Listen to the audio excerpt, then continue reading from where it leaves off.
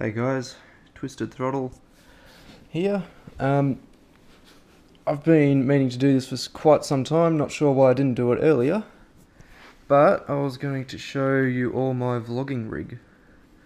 And, well, let's start with my helmet. It's a Shoei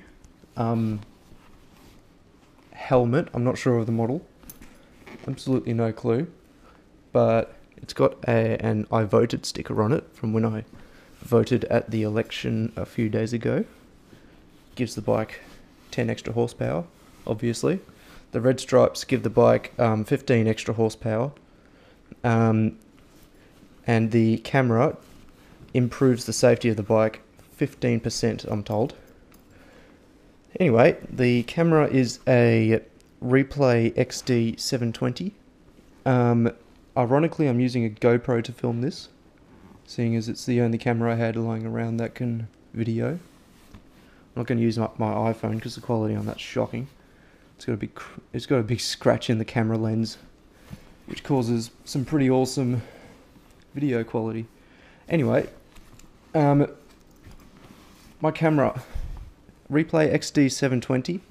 Replay also make an XD1080, which I couldn't actually afford at the time. So I got the 720. And it does a great job. Honestly, I'm really happy with the video quality. For audio, I just use the Replay microphone, which, as you can see, I've just safety pinned to the back of the helmet there. It takes a battery, so you got to turn it on and off, which is annoying, but it provides some really good audio quality, and my mic is just in there, in the chin, and it does a good job of picking up my voice, and it doesn't really pick up too much ambient noise, which is good. It picks up just enough engine sound to make the video sound good. However, a lot of that is down to my chin warmer, which I've been wearing a fair bit. Not my chin warmer, my neck warmer. And now that it's come into summer, I'm hoping to get rid of that. And I'll see how the audio turns out with that off. Anyway, I thought while I'm at it, I'd do a little review of the Replay XD720, which I find is an excellent camera. Just going to put that down there. Now, the mount I'm using at the moment is Replay's own Heimlock mount, which is quite easy to use. I'll show you. The mount itself is quite low profile. It's not too bad. The camera does stick out of the helmet a fair bit, but that's alright, I don't mind. It's a lot better than having a GoPro on the side of your helmet, I can tell you that. Alright, so the mount, I'm not going to... Oh, if I can get the bloody thing off. They're solid, that's for sure. There we go, look at that. This is an incredible little mount, this is. It's actually a ball and socket mount. You can see the part that the camera mounts onto is the ball part, and the base here, which clips onto the helmet, that is a socket. And so when this cam lever is released, like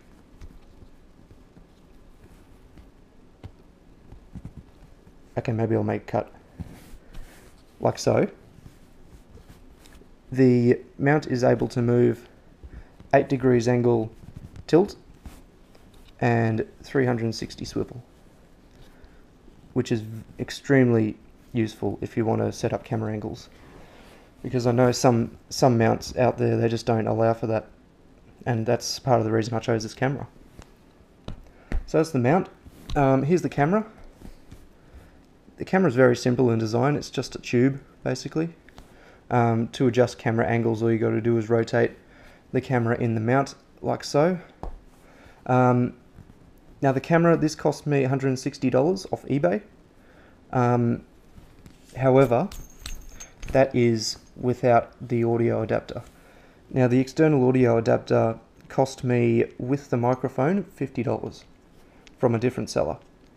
And to be honest, that's not too bad. A GoPro audio adapter will set you back about $30, and then you've got to supply your own microphone with that. This one, it was $50, that and the microphone as a package. And with the quality of this microphone, it's extraordinary. Now this audio adapter, you can plug any microphone in which has a 3.5mm audio jack, which is extremely handy. Also, it screws into the back of the camera there, and there's an O-ring inside the audio adapter as well as an O-ring at the base of the thread on the camera. And so it's double watertight. It can, the camera itself can, I think, withstand being underwater up to 1 meter, which is very good.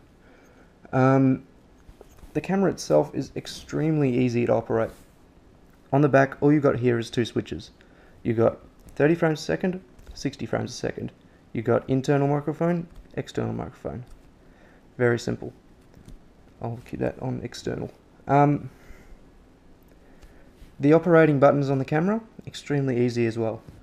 The front button is on and off. The rear button is the record button.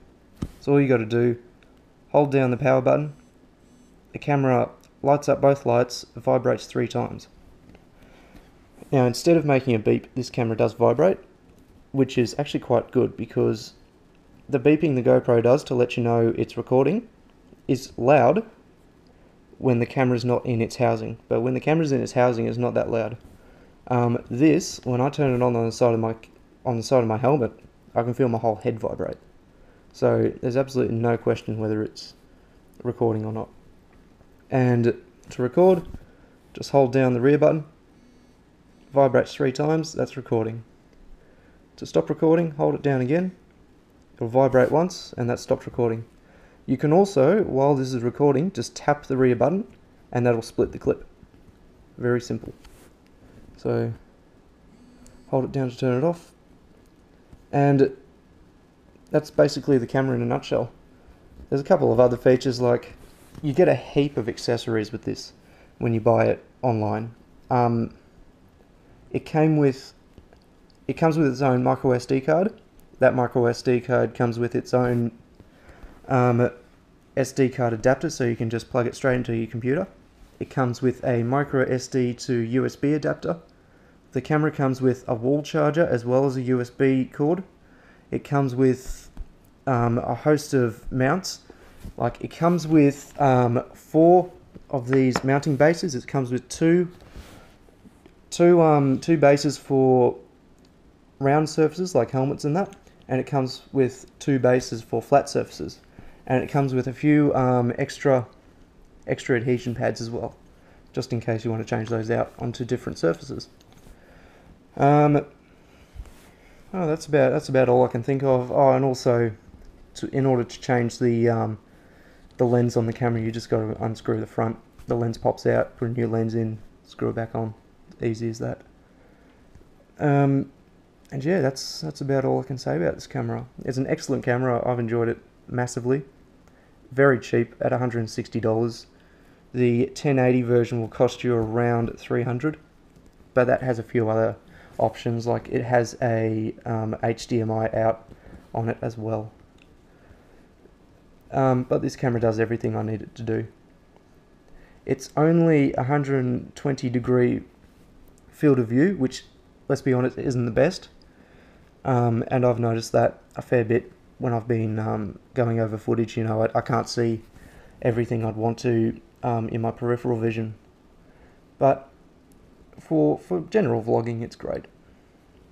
I enjoy it, and I definitely recommend it. Also, on the other side of my helmet here, I have the mount for the GoPro, which I actually started off with. I think I'm covering the mic there. I started off with a mount for the GoPro on my helmet, and you know, I had the GoPro out inside a helmet here like Iron Man does, but I found I just couldn't do it. With all the freeway riding I do to work and back, it just becomes a strain after a while with the wind resistance on it. So yeah, I've switched cameras to the little Replay, and I've never gone back, to be honest. It is a great camera, this. My helmet only has a clear visor, which you're probably thinking, oh, yeah, clear visor, it's legal and all, but what if the sun's shining? Well, developed an ingenious solution. I'll just wear sunnies inside my helmet, honestly. If it becomes dark, I'll take the sunnies off. It's not hard. Yeah, so that's my vlogging setup and my camera. Cheers, guys.